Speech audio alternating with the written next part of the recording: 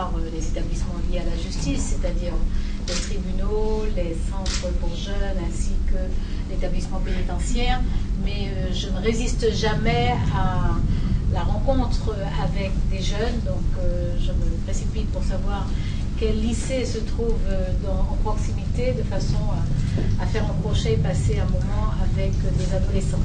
Je vais peut-être vous demander simplement, voilà, comme il y a des élèves,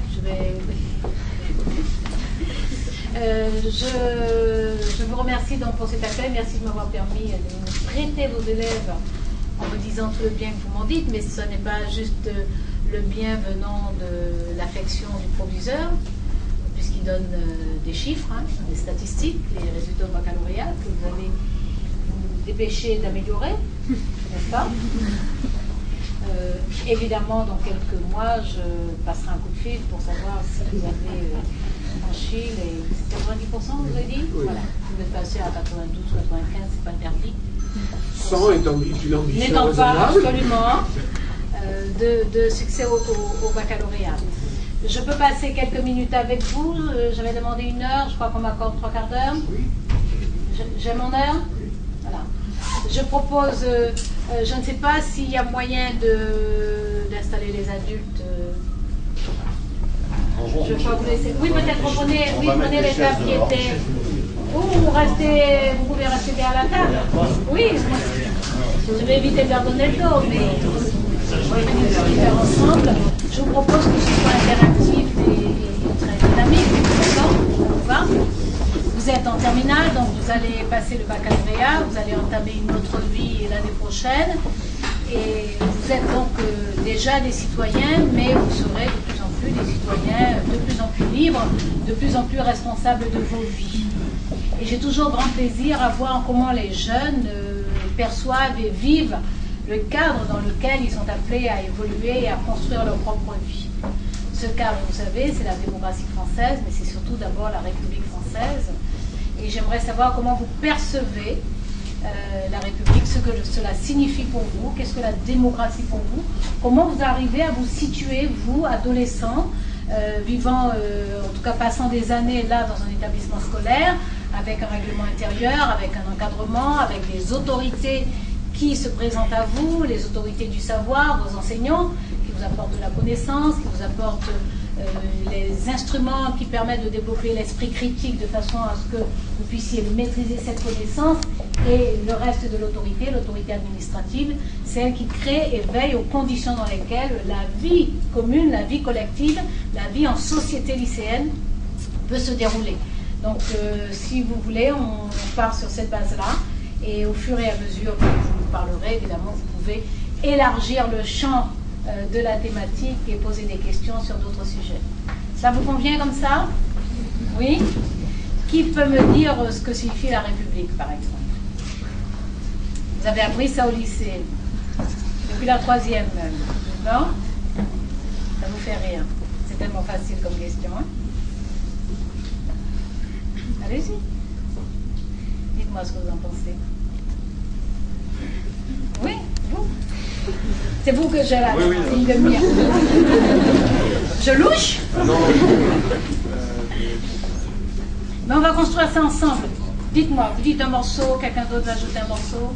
C'est un ensemble de citoyens qui ont des droits, des lois. Est-ce que tout le monde entend? Non. Donc il recommence plus fort.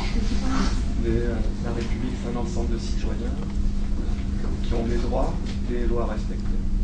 Un ensemble de citoyens qui ont des droits et des lois à respecter.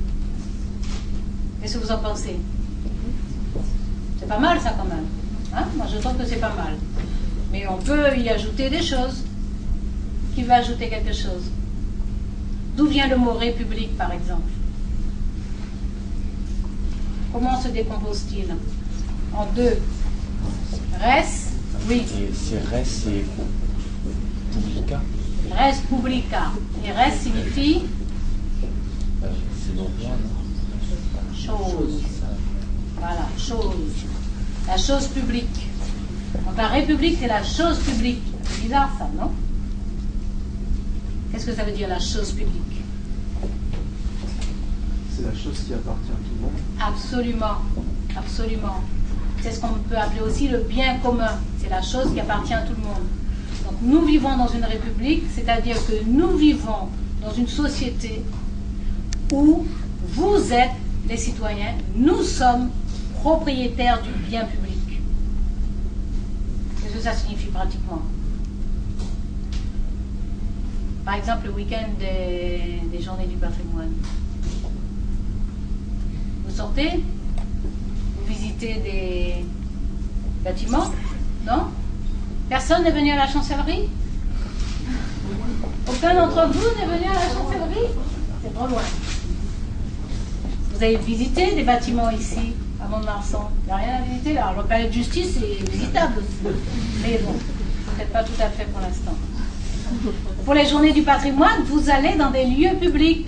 Vous visitez l'Élysée, en tout cas, vous pouvez visiter l'Élysée, l'hôtel de Matignon. Non, l'hôtel de l'Élysée, on appelle le palais de l'Élysée, l'hôtel de Matignon, l'hôtel de Bonvalet qui est la place Vendôme, sur la place Vendôme, donc qui est le siège de la chancellerie. Vous pouvez visiter toute une série de bâtiments publics. Et ces bâtiments, c'est votre propriété. Parce que ce sont les biens de l'État. Que les biens de l'État sont le bien commun. Ça, c'est le bien commun matériel. Et puis, il y a un bien commun qui est plus précieux encore, c'est l'État. L'État, c'est le bien commun. L'État vous appartient. C'est l'État, non? Je ne parle pas du gouvernement, hein, je parle de l'État. C'est pas la même chose. Le gouvernement, à un moment donné, sur une durée déterminée par la loi, bien sûr, et qui est attribuée par le suffrage universel, le gouvernement a la responsabilité de l'État pendant une durée donnée. C'est-à-dire ici, combien de temps?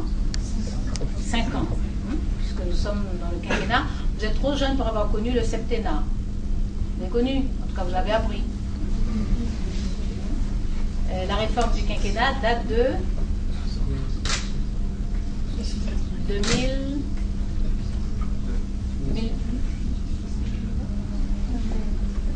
Le quinquennat. Le référendum sur le quinquennat. 2005. Non, c'est avant. 2002. 2002, 2017. C'était avant 2002.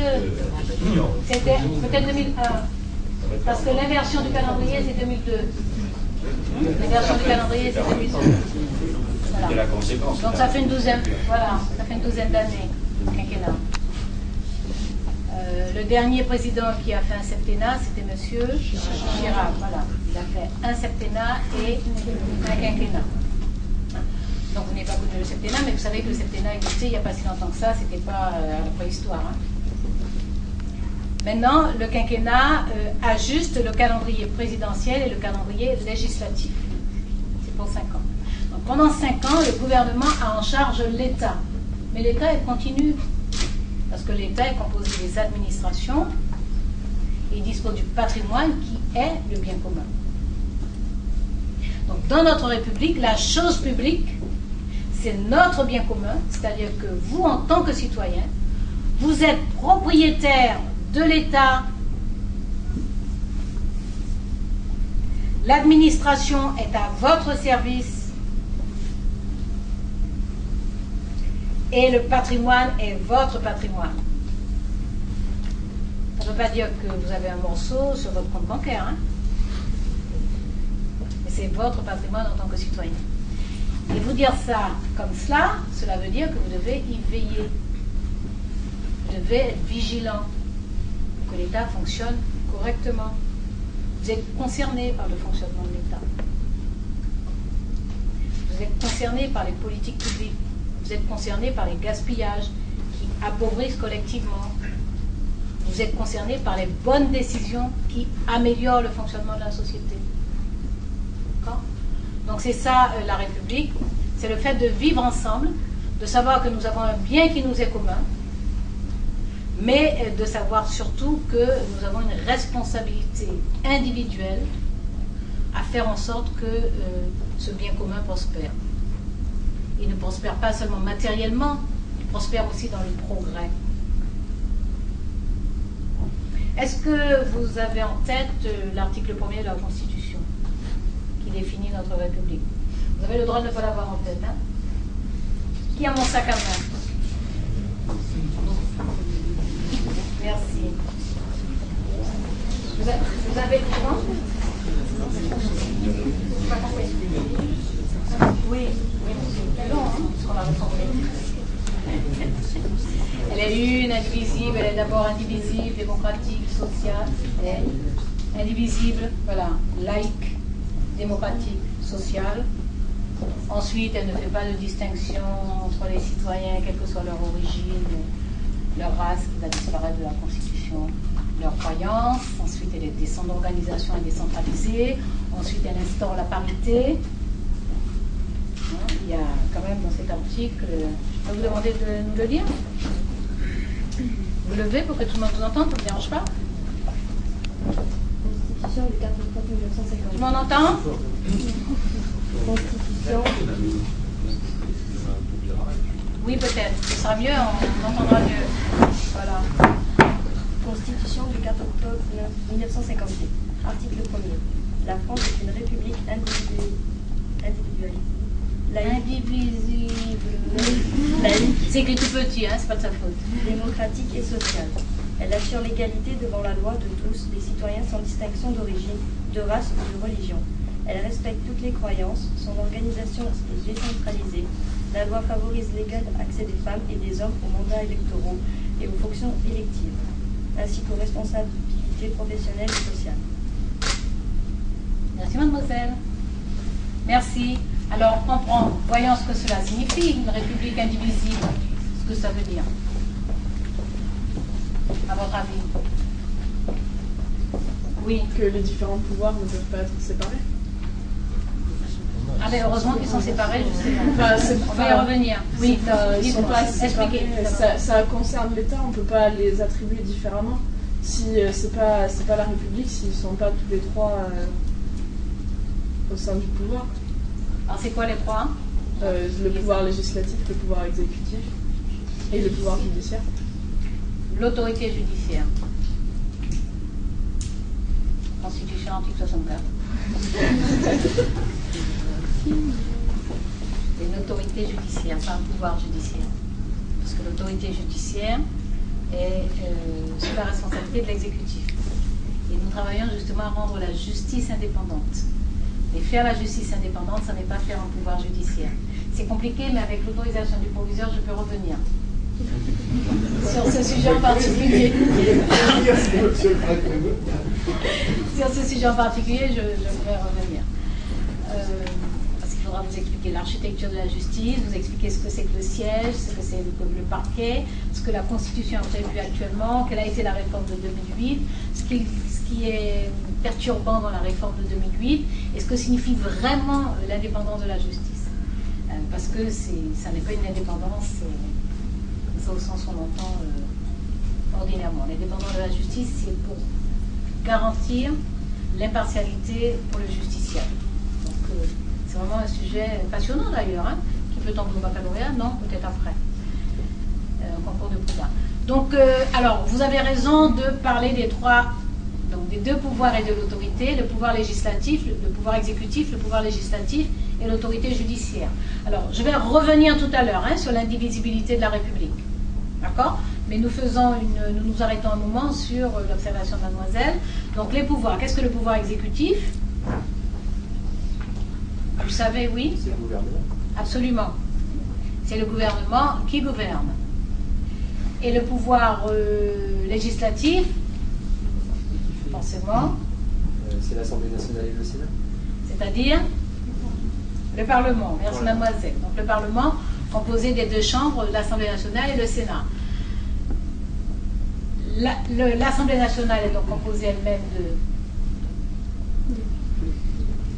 de députés qui sont élus comment?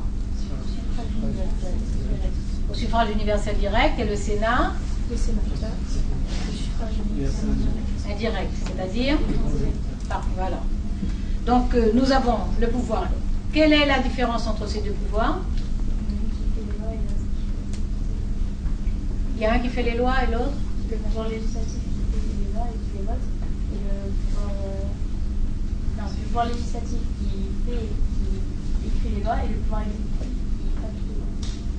qui applique. Théoriquement, ça devrait être ça. Pratiquement, ça n'est pas tout à fait ça.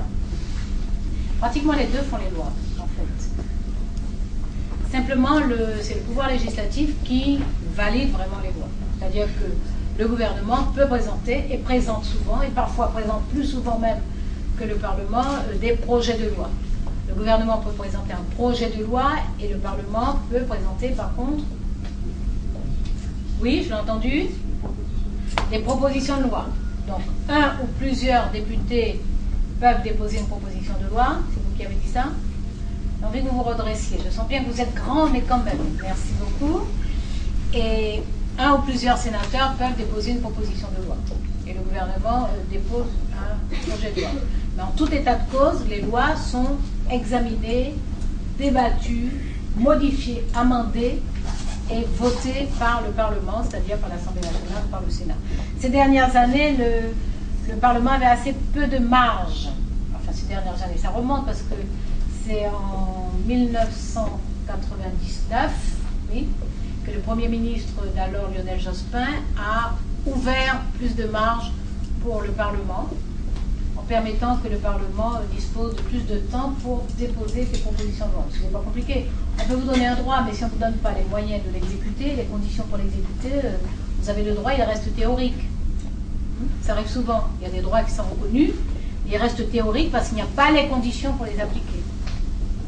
Donc, pour le Parlement, il y a eu une première réforme en 1999 qui a ouvert plus d'espace pour que le Parlement, les législateurs en fait, parce que les députés et les sénateurs sont des législateurs, c'est ça leur fonction centrale, leur mission principale, c'est d'être législateurs. En fait, ils ont deux grandes missions, c'est être législateur et de contrôler l'exécutif, c'est-à-dire de contrôler le travail du gouvernement. Et pour cela, c'est organisé. Par exemple, vous avez déjà vu les questions d'actualité. Les questions d'actualité, normalement, sont des moments où les parlementaires interrogent les ministres pour s'assurer que dans tel domaine, tel engagement qui avait été pris est bien exécuté, que telle décision a été prise bien en conformité de la loi et de l'intérêt général. Voilà, normalement c'est fait pour ça. C'est un moment de contrôle de l'action du gouvernement. Une autre façon de contrôler l'action du gouvernement, c'est d'adresser au gouvernement, donc aux différents ministres, des questions écrites qui paraissent au journal officiel et que les ministres ont l'obligation de traiter, donc auxquelles ils doivent répondre. Il y a d'autres séances où les ministres, où les parlementaires peuvent interroger les ministres, mais il n'y a pas la télé, donc en général ça se passe plus calmement et c'est plus studieux. Ce sont les questions orales, qu'on appelle les questions orales sans débat, étrangement parce que c'est la seule occasion où le député ou le sénateur peut revenir et répondre. Mais, donc c'est le mardi matin et le jeudi matin, sans caméra, les députés peuvent interroger les ministres sur des sujets très précis qui concernent leur circonscription ou qui concernent la nation tout entière. Et puis il y a bien entendu à tout moment la possibilité d'élaborer un rapport sur un travail fait par le gouvernement, d'élaborer un rapport pour attirer l'attention du gouvernement sur un sujet. Donc il y a plusieurs moyens pour le Parlement de contrôler l'action du gouvernement. Donc le pouvoir législatif est normalement le pouvoir de législation, de fabrication des lois. En tout cas, c'est de toute façon le pouvoir d'amélioration des lois par amendement et de vote des lois. Et il arrive que le Parlement soit appelé à siéger ensemble. Il s'appelle à ce moment-là, comment s'appelle le Parlement lorsqu'il siège ensemble? Vous le savez en plus, hein? Tout ce que vous savez déjà là, je suis sûre que vous savez ça aussi. Lorsqu'il siège à Versailles, c'est le Congrès, bien sûr. Et en quelles circonstances on convoque le Congrès? Et qui est ce on qui convoque le Congrès? Pour les lois constitutionnelles. Pour l'adoption des lois constitutionnelles, il faut le Congrès parce qu'il faut une majorité des 3/5. Les lois constitutionnelles sont tout simplement des lois qui modifient la Constitution. Donc dès qu'on veut modifier ne serait-ce qu'une ligne de la Constitution, il faut une loi constitutionnelle qui est adoptée par l'Assemblée nationale, ensuite par le Sénat dans les mêmes termes, Et cette adoption doit être confirmée, donc ratifiée par le Congrès, c'est-à-dire l'Assemblée nationale et le Sénat siégeant en même temps, le même jour, à la même heure, au même endroit, à Versailles. Ça, c'est pour les réformes constitutionnelles. Donc, le pouvoir législatif a la responsabilité de faire les lois, et le pouvoir exécutif, normalement, il exécute justement, donc il fait le travail du gouvernement. Ces trois pouvoirs, entre guillemets, puisque je viens de dire que pour la justice, c'est une autorité judiciaire, c'est tout simplement parce que, bon, il y a un ministre de la Justice qui a la responsabilité. La Constitution indique bien que le président de la République est le garant de l'indépendance de la justice, de l'autorité judiciaire, et qu'il est assisté en cela par le Conseil supérieur de la magistrature. Mais c'est une autorité parce que elle est placée, pour l'instant, assez largement, et avec l'indépendance un peu moins, sous la responsabilité du ministre de la Justice.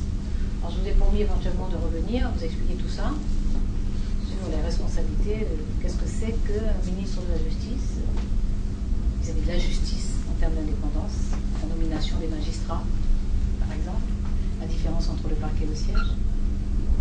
Alors, je disais, on convoque à Versailles. Qui convoque?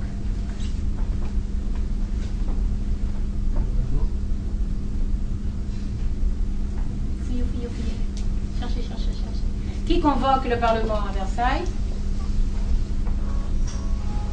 Le président de la République, simplement. C'est le président de la République qui peut convoquer. Donc ça, c'était pour les pouvoirs. Ça vient d'où, ces pouvoirs? Ces trois pouvoirs que vous aviez en tête, mademoiselle? Ça vient de loin, oui. Des Lumières? Ça vient de Montesquieu. L'esprit des lois. Alors, ce qui vient de Montesquieu, c'est une réflexion approfondie sur les pouvoirs et sur la séparation des pouvoirs, à vrai dire. Parce que l'histoire de la France était un peu compliquée, hein, avec la monarchie, avec sa chute, avec la République, avec la chute de la République, avec quoi? C'était un peu compliqué, vous en savez quelque chose? Vous avez appris l'histoire? Vous êtes perdu un peu des fois? Moi, ça m'est arrivé quand j'avais votre âge. Donc, Montesquieu, je vous en parle parce qu'il est intéressant de lire, pour celles et ceux d'entre vous qui ne s'intéressent particulièrement à ces questions, les questions institutionnelles, sur la séparation des pouvoirs. C'est pour ça que, donc, on revient à la remarque sur la République indivisible, ça n'est pas la fusion des pouvoirs, ça n'est pas même la concomitance des pouvoirs. Il faut que les pouvoirs soient séparés. Pourquoi les pouvoirs doivent-ils être séparés? Absolument, absolument. Et Montesquieu avait une formule, il disait il faut que le pouvoir arrête le pouvoir. Parce que la tendance naturelle des hommes, Montesquieu raisonnait à une époque où il n'y avait que des hommes au pouvoir, ça n'a pas beaucoup changé. D'ailleurs, la tendance naturelle était l'abus de pouvoir. Donc, il fallait que le pouvoir arrêtât le pouvoir. D'où l'importance de la séparation des pouvoirs. Si les pouvoirs sont imbriqués entre eux, la connivence, ce sont des arrangements, y compris parfois pour de bonnes raisons. Hein. On peut s'arranger parce que c'est mieux de s'arranger. Mais la démocratie est mieux préservée si les pouvoirs sont séparés et si un pouvoir contrôle l'autre. Ce qui a amené d'ailleurs à produire des contre-pouvoirs. C'est-à-dire des institutions qui contrôlent, y compris le pouvoir le plus élevé. C'est par exemple le rôle du Conseil constitutionnel. Parce qu'on peut décider, puisque c'est moi qui fais les lois, je fais les lois que je veux. Sauf que nous avons une loi fondamentale, la Constitution, qui sert de référence majeure, magistrale, principale, centrale. Et les lois doivent être conformes à la Constitution. Et nous avons donc une institution dont le rôle consiste à vérifier que la loi est conforme à la Constitution. C'est un contre-pouvoir. Parce que, dans des circonstances précises, son travail consiste à dire « Attention, vous avez bien tel pouvoir, mais vous l'avez outrepassé. » C'est clair sur les pouvoirs et leur séparation? Revenons donc à notre République indivisible. Alors, cette République indivisible, qui me l'interprète? Qui me dit en quoi elle est indivisible? Allez, vous faites un effort. Vous le savez, hein? C'est juste de faire l'effort de formuler. Elle est indivisible au sens où elle nous concerne tous. C'est-à-dire qu'il ne peut pas y avoir une portion de territoire qui échappe à la République. Le territoire couvert par la République, il est dans l'unité de la nation, dans l'unité de la société. La République est indivisible au sens où l'ensemble des lois de la République s'appliquent à l'ensemble des citoyens de la République. Alors ça, c'est le grand principe. Et dans la pratique, la plupart des lois s'appliquent effectivement à l'ensemble des citoyens de la République. Moi, par exemple, en tant que garde des Sceaux, ma responsabilité est de veiller à ce que, en n'importe quel lieu du territoire, les justiciables, c'est-à-dire les citoyens qui, à un moment donné, ont affaire à la justice, soient traités de la même façon. C'est ça l'égalité républicaine. C'est ça l'indivisibilité républicaine. C'est-à-dire que même si on vit dans un petit village de 80 habitants, ou qu'on vit dans une grande ville, on n'a pas l'égalité des moyens. Parce que dans les grandes villes, il y a des bibliothèques, il y a des kiosques à journaux, il y a des tas de cinémas, il y a des tas de lieux pour accéder à la culture. Là, il y a une inégalité de moyens qui est liée à l'aménagement des villes, à leur gestion, à l'organisation. Mais dans le rapport à l'État, quelle que soit l'importance de la ville, quel que soit l'effectif de la population, le citoyen doit être traité de la même façon. Donc il doit avoir accès aux soins de la même façon. L'hôpital public doit être partout. Alors, je suis d'accord, vous savez, et ça, c'est un droit. Il doit avoir accès à l'éducation de la même façon. Et lorsque le proviseur tout à l'heure expliquait que nous sommes dans un établissement, parce que c'est vrai, il est beau notre établissement, hein, encore c'est l'automne, donc les arbres commencent à être nus, mais voilà, vous avez de la végétation, vous avez de l'espace. En tout cas, moi, il m'a fait un bon effet lorsque je suis entrée dans cet établissement. Je ne sais pas si vous faites le même effet tous les matins, en toute saison, mais moi, il m'a fait un bon effet ce matin. Mais quand le proviseur disait avec une pointe de fierté, pardon, mais j'ai perçu cette nuance dans votre voix, monsieur le proviseur, que c'est un lycée de mixité sociale. Moi, je trouve aussi que ça, c'est un vrai fleuron. C'est-à-dire que l'éducation publique, l'éducation nationale, c'est l'engagement de la part de l'État de mettre à la disposition de tous les citoyens le savoir, les connaissances, l'accès aux cultures, à tout ce qui peut développer l'esprit, l'intelligence, la compréhension. Et si dans les établissements des personnes de conditions sociales différentes se retrouvent pour apprendre ensemble, pour grandir ensemble, c'est comme ça qu'on crée la cohésion de la nation. C'est comme ça qu'on met du lien dans la société. Vous apprenez à vous connaître, vous apprenez à casser les préjugés, vous apprenez à partager, vous apprenez à vous épanouir ensemble. Et ça, c'est vraiment l'éducation qui peut faire ce travail-là. L'éducation publique, l'éducation accessible à tous, pas avec des conditions de fortune, accessible à tous. Ça, c'est sans doute le plus grand et le plus beau devoir de l'État. Et moi, je vous le dis, hein, je suis persuadée que la justice est une très belle mission. Mais je pense que l'éducation est une mission plus grande et plus belle encore. La justice est une belle mission parce qu'elle doit, je le disais, il me faut veiller à ce que partout sur le territoire, les citoyens soient traités de la même façon. Donc la justice doit permettre aux citoyens de savoir que quel que soit son niveau de revenu, quelle que soit sa situation sociale, s'il a un problème, il doit pouvoir s'en référer à la justice.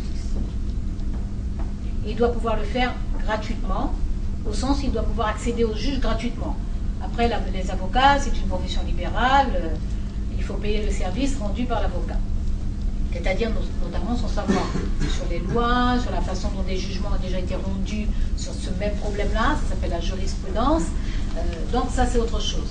Mais l'accès au juge lui-même, l'accès à la justice doit être gratuit. Donc la justice est une mission importante parce que le citoyen le plus vulnérable, le plus en difficulté, même si c'est à un moment donné qu'il est en difficulté, il doit pouvoir accéder à la justice. Donc c'est une belle mission, mais accéder au savoir depuis l'âge de 3 ans, moi je trouve que c'est encore une plus belle mission de l'État. Donc dans un établissement public, le fait de vous retrouver en venant de milieux différents, c'est passionnant. C'est passionnant. Je disais, vous apprenez à grandir ensemble, donc ça casse les préjugés. On a des préjugés, hein. Tous, hein, dans nos têtes, il y a des idées comme ça, un peu fantaisistes et absurdes qui se promènent. Et c'est la confrontation avec les autres, avec la réalité, le fait de travailler ensemble, de discuter, qui permet de dissoudre ces idées fantaisistes et absurdes. Et surtout, il y a du partage. Parce que vous avez des expériences différentes. Des expériences familiales différentes, des expériences sociales différentes, des expériences économiques différentes, y compris la gestion de l'argent de poche, des expériences culturelles différentes. Et si vous vous parlez, si vous échangez, si vous faites des choses ensemble, non seulement vous cassez les préjugés sur les autres, mais en plus vous enrichissez.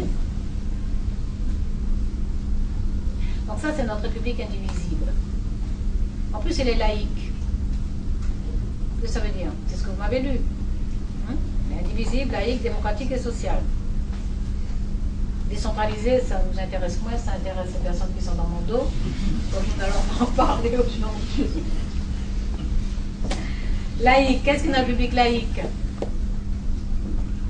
Qu'il n'y a pas de religion imposée. Absolument. Monsieur, vous alliez dire? Que toutes les croyances des personnes, quelles qu'elles soient acceptées et qu'elles aient recours aux moyens de l'État aussi. Ah, le dernier bout de la phrase, c'est une autre affaire. D'accord. On va y revenir. Donc, 1, pas de religion imposée. 2, toutes les croyances sont acceptées. Ça va comme définition? Oui, c'est exact comme définition, mais je vais quand même la compléter. Il n'y a pas de religion imposée, c'est exact. Il n'y a pas de religion d'État. Quelles que soient les croyances du président de la République, par exemple, ou du Premier ministre ou des ministres, il n'y a pas, c'est leur affaire personnelle. Il n'y a pas de religion d'État. Ensuite, toutes les croyances sont acceptées. Exact. Toutes les croyances sont acceptées. Ceci étant, et je vous le dis à vous parce que vous êtes jeunes et que vous serez, vous allez réfléchir de plus en plus et puis interroger la société telle qu'elle est organisée. J'espère. Nous vous indiquons les règles et les lois. Ça ne vous interdit pas de réfléchir et d'interroger ces règles et ces lois. Quand vous les interrogez, ce n'est pas pour les transgresser. Les lois sont faites pour être respectées. Mais de la même façon que ma génération, la génération avant moi et celles avant ont fait des lois, ont modifié des lois, votre génération va en faire. Parce que vous allez élaborer des lois par rapport aux réalités que vous allez vivre. Vous savez qu'il y a un texte de loi qui est très compliqué même à concevoir, encore plus à mettre en œuvre, c'est la loi Hadopi. L'arrivée d'Internet, le rôle que joue Internet, l'utilisation que, surtout les jeunes d'ailleurs, font d'Internet, tout ça, ça a amené des gens, parfois moins habitués à Internet d'ailleurs, à rédiger un texte de loi parce qu'on est confronté à des situations qui nécessitent de légiférer. D'accord? Donc il y aura du travail pour votre génération, ne vous inquiétez pas, hein, malgré les milliers de lois que nous avons déjà promulguées, il y aura du travail pour votre génération, soit pour élaborer de nouvelles lois, soit pour modifier les lois existantes. Et puis pour en abroger d'autres, par exemple, je crois qu'il y a quelques années, je ne sais même pas si ça a été fait vraiment, il fallait abroger la loi d'interdiction du port du pantalon par les femmes. On en a parlé, mais je ne suis même pas sûre qu'on l'ait abrogée. Voilà, elle n'est pas abrogée. Donc voilà, il y aura des lois abrogées parce qu'elles ne correspondent plus à l'époque. Hein, il fut une époque où il était interdit aux femmes de porter le pantalon. C'est encore dans nos textes, donc à un moment, il faudra nettoyer des tas de choses. Donc, pas de religion d'État et toutes les croyances sont acceptées. J'étais donc en train de vous dire que, en termes de croyances, vous pouvez réfléchir parce que vous savez qu'il y a des religions qui sont acceptées, admises, et qu'il y a des croyances qui sont classées sectes. Vous savez ça. Donc il y a des critères. ce qu'il est important de retenir, c'est qu'à partir du moment où une pratique religieuse, quelle qu'elle soit, limite la liberté des citoyens, elle pose problème dans la démocratie. Donc l'État qui veille à l'égalité des citoyens, bien entendu, mais aussi à leur sécurité et à leur intégrité, l'État doit s'assurer qu'on ne vienne pas abuser de citoyens plus vulnérables par une domination psychologique, par exemple. Donc il y a une législation, il y a un classement avec les religions admises et des pratiques de croyances qui sont classées parmi les sectes.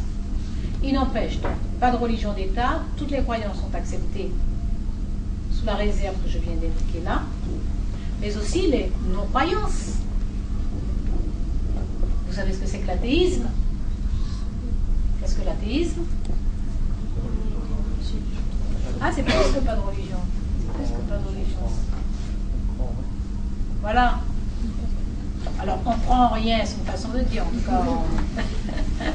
Donc, on peut croire à des tas d'autres choses. Mais ce sont des personnes qui ne croient pas, parce que les religions en général sont des grandes religions monothéistes, c'est-à-dire celles qui reconnaissent un seul Dieu, qui s'appelle Dieu, Allah ou Yahvé. Et les athées sont des personnes qui ne croient pas qu'il y a un Dieu au-dessus de l'humanité et qui ni a créé l'humanité, ni conduit la vie de l'humanité, ni prononcera le jugement dernier. Ce sont les athées. Il y a les agnostiques aussi. Ah, j'aurais dû vous demander, je suis sûre que vous l'auriez su. Les agnostiques, alors c'est qui les agnostiques? Qu'est-ce que c'est que l'agnosticisme? Oui, je vous en prie. Je crois que c'est quand on pense qu'il y a une forme de Dieu, mais qu'on ne se prononce pas sur sa nature ou son identité. Je crois que c'est une très bonne définition. Ouais. C'est un peu le doute. Voilà. C'est le doute. C'est pas la réfutation comme l'athéisme. L'athéisme réfute. Il n'y a pas de Dieu. Nous sommes des êtres humains responsables de nous-mêmes, de notre destin, de notre vie, de la façon dont, de notre éthique aussi. Voilà. C'est l'homme qui est au centre du monde. Et l'agnosticisme, effectivement, c'est encore le doute. C'est la recherche d'une vérité transcendante, immanente, mais qui ne soit pas incarnée par un Dieu. Donc, la société, la République laïque, elle accepte tout cela. Elle accepte tout cela et elle considère qu'avec tout cela, nous devons pouvoir vivre ensemble. C'est pour cela qu'elle organise la vie en société. C'est pour cela que la République est démocratique. Parce que la laïcité, ça n'est pas l'athéisme, on vient de le voir. Ça n'est pas l'agnosticisme, on vient de le voir. La laïcité, c'est le fait d'accepter que dans la société, il y a des personnes qui pratiquent des religions, il y a des personnes qui croient sans pratiquer de religion, il y a des personnes qui doutent, il y a des personnes qui affirment que tout ça n'existe pas, et malgré cela, nous devons et nous pouvons vivre ensemble. Et c'est pour ça que la République est démocratique. Parce que qu'est-ce que la démocratie? Comment vous l'auriez défini, la démocratie? Soit vous découpez le mot, puisque j'ai remarqué que vous êtes très savant.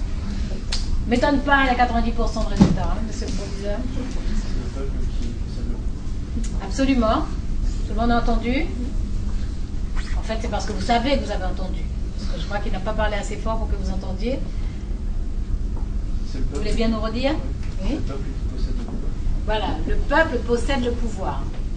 Démos et Kratos.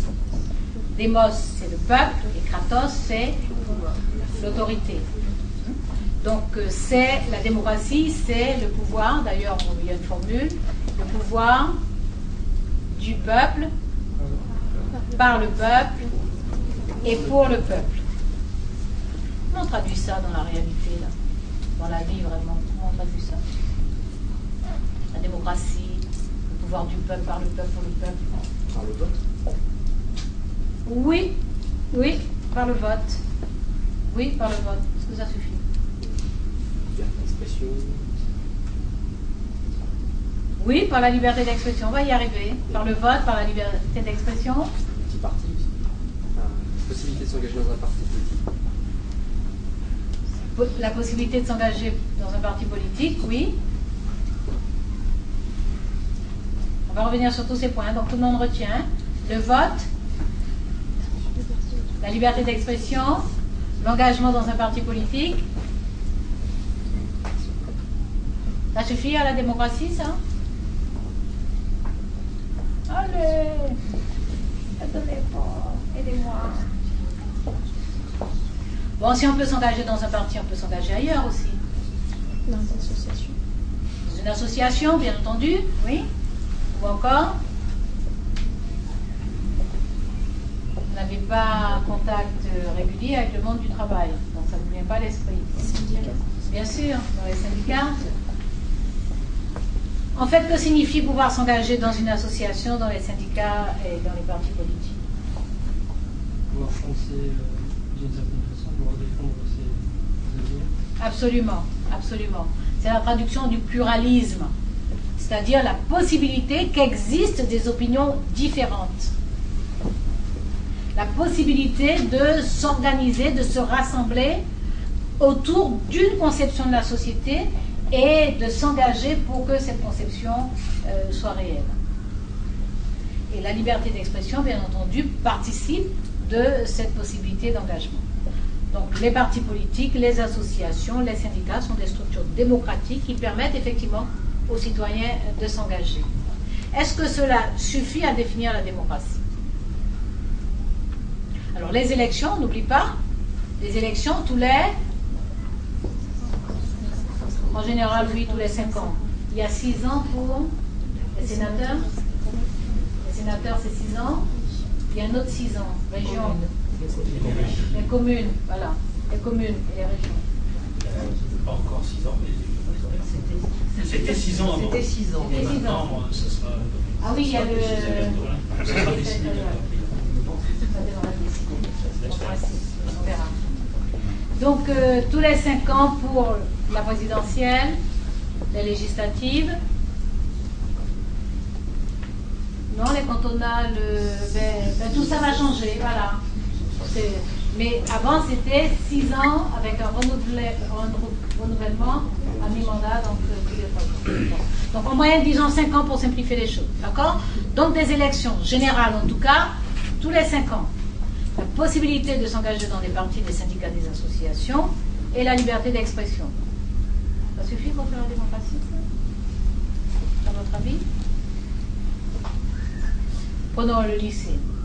Vous avez des élections de délégués tous les ans. Tous les ans, forcément, vous changez de place. Pas de redoublant, hein. Ça ne se fait pas dans ce lycée à redoubler. Ça se fait un peu quand même, par nécessité. Donc, vous avez des élections, une élection tous les ans. Vous vous regroupez, vous faites des groupes de travail ou des choses comme ça pour aller au CDI, par exemple. Vous travaillez sur des sujets, vous faites des rapports ensemble. Vous vous regroupez. Autrement, vous vous regroupez pour organiser peut-être des activités. Ça vous vient pas l'idée de faire ça? Vous êtes trop sage. Vous ne regroupez pas? Vous faites quoi en groupe? Racontez-moi ce que vous faites en groupe. Mais le proviseur sera ravi de vous entendre. Par exemple, de la musique. Vous faites de la musique en groupe. Est-ce que... Oui? Vous? Et lui après? J'allais dire que dans le lycée, on monte un journal, par exemple. Ah ben voilà, par exemple. C'est très lié à la démocratie, ça, le journal.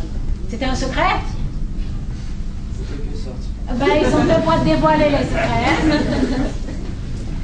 Comme ça, vous allez faire provision de forces nouvelles. Il y en a qui vont vous rejoindre. Oui, avec la publicité que j'aime avoir. On dit merci qui? En tout cas, je souhaite que votre journal prospère. Vous avez déjà un titre? Non, vous l'avez fait secret. Vous avez déjà Vous alliez dire, vous m'en envoyez un exemplaire, s'il vous plaît. Oui, non, mais je veux bien. Je veux bien. L'une de mes conseillères, peut-être celle qui est juste derrière vous, elle va vous donner les coordonnées, que le journal ne se perde pas dans le flot de choses qui arrivent à la chancellerie. Hein, je tiens à voir à quoi il va ressembler. C'est moi qui ai provoqué Oui, oui. Donc c'est pour me réconforter, on me revoit. Merci. Vous alliez dire? Par exemple, donc groupe de musique, groupe de sport, le journal. Oui, faites rien. Hein. Le journal, tout ça, ça participe de la vie du lycée. Mais ça ne résume pas la vie du lycée. N'est-ce pas? Vous êtes d'accord? À part ça, lorsque vous arrivez en retard, par exemple. Vous entrez comme ça, là? Je me suis réveillée un peu tard parce que je suis restée à l'ordinateur inconsidérément. Non. Vous arrivez, vous faites quelque chose quand vous arrivez en retard. On va à la vie scolaire. Vous allez à la vie scolaire, ça vous arrive. En tout cas, pas trop souvent. Donc vous êtes censé aller à la vie scolaire. Qu'allez-vous faire à la vie scolaire? Justifier et s'excuser. Oui. Hein? Vous excusez. Pourquoi vous excusez? Voilà. Vous excusez pour deux raisons. Par politesse, vous arrivez en retard, et parce que vous avez enfreint le règlement. D'accord? Et c'est à cela que je voulais en venir. Le règlement. La démocratie, c'est cela, en fait. Voilà. Tout à fait. Oui, merci mesdemoiselles, toutes les deux, vous avez raison. Alors c'est vrai que ce sont les élections. L'élection est le marqueur le plus visible de la démocratie. C'est-à-dire que ce pouvoir du peuple par le peuple pour le peuple, c'est l'élection qui traduit. C'est l'élection qui dit le pouvoir qui est entre les mains du peuple, le peuple consent à le déléguer à des responsables. Mais il le délègue, c'est tout. C'est pour ça que 5 ans après, il peut le reprendre. S'il estime que les personnes qu'il a élues ne font pas correctement le travail qu'il attend d'elles, il change. Donc tous les 5 ans, le peuple a la possibilité de changer de dirigeant. Donc ce pouvoir qui est entre les mains du peuple, le peuple peut le déléguer. C'est pour ça que nous sommes dans une démocratie représentative. Mais la démocratie, ce n'est pas que le fait de déléguer le pouvoir, une fois tous les 5 ans. C'est le fait de vivre ensemble dans un cadre déterminé. Et ce cadre, c'est le droit. Ce sont les règles. Le philosophe Alain, d'ailleurs, disait que la démocratie, c'est le règne du droit. Ce sont les règles qui ont été élaborées, qui ont été établies, qui ont été adoptées. Ce sont elles qui, après, s'imposent à nous tous et qui font que nous pouvons vivre. Parce que sinon, celui qui n'aime pas les sciences physiques décide qu'il n'y vient pas. Celui qui aime beaucoup le dessin décrète qu'il voudrait 3 heures de dessin par jour. Et ainsi de suite. Donc, nous avons des règles et ce sont ces règles-là qui nous permettent de vivre. Donc, la République indivisible, c'est cette République qui couvre et protège tous les citoyens sur l'ensemble du territoire sans faire de distinction entre eux. Elle est laïque, elle accepte toutes les croyances, toutes les religions, toutes les pratiques religieuses, y compris ce qu'on appelle la liberté de conscience, c'est-à-dire la liberté de ne pas croire du tout, athéisme, ou de croire à quelque chose d'indéfini, agnosticisme, et elle est démocratique, c'est-à-dire que nous pouvons vivre ensemble parce que les lois s'imposent à nous, parce que nous devons être respectueux des lois. Elle est en plus sociale, la République française. C'est vous qui êtes chargé de m'apporter le petit papier pour me dire qu'il faut partir.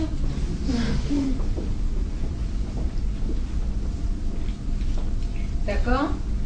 Et elle est sociale. Ça veut dire quoi? Elle est sociale? Ah, ça c'est une vraie beauté, la République sociale. C'est une République qui proclame qu'elle n'accepte pas l'inégalité. C'est-à-dire qu'elle va combattre les inégalités.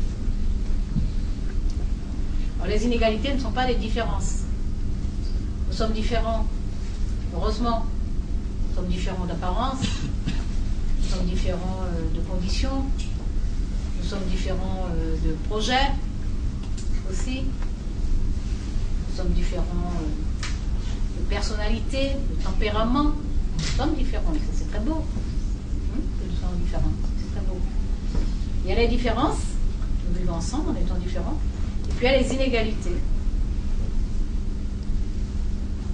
Et les inégalités, c'est le fait que Par exemple, l'exemple que je prenais tout à l'heure avec la République indivisible, parce qu'on vit à un tel lieu, on n'a pas accès à la culture, on n'a pas accès à la santé, on n'a pas accès à l'éducation, juste parce qu'on vit là. Les inégalités, c'est aussi le fait que les enfants, qui sont tous les enfants de la nation, ne puissent pas profiter de loisirs, de divertissements, comme les enfants dont les parents ont les moyens. Et ce sont des politiques publiques qui corrigent ça. Par exemple, lorsqu'on met les musées, qu'on décide que leur entrée est gratuite, c'est un acte politique public pour corriger une inégalité. Pour qu'il n'y ait plus de différence entre les enfants qui vont au musée parce que leurs parents déjà ont la culture du musée, ensuite ont les moyens de payer l'entrée, et les enfants qui n'y vont pas parce qu'ils n'ont pas les moyens de payer l'entrée.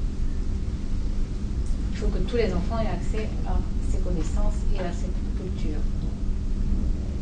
Ce qu'on peut trouver dans un village qui a très peu d'habitants, un enfant qui, dans 25 ans, 30 ans, sera prix Nobel de littérature, de physique, de sciences.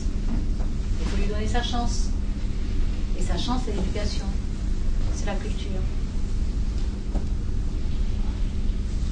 Voilà. Et c'est ça la grandeur de la République. C'est qu'elle veut donner à chacun ses chances. L'égalité, partout, pour tous, donner à chacun ses chances.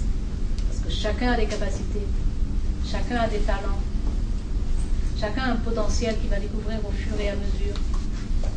Ce sont les remarques des autres, ce sont les observations de vos enseignants, de vos parents, d'un copain, d'une copine, qui va vous permettre de voir que vous êtes brillant dans un domaine, que vous êtes doué, que vous avez un talent particulier. Mais la responsabilité de l'État, c'est de créer les conditions pour que ce talent-là s'épanouisse.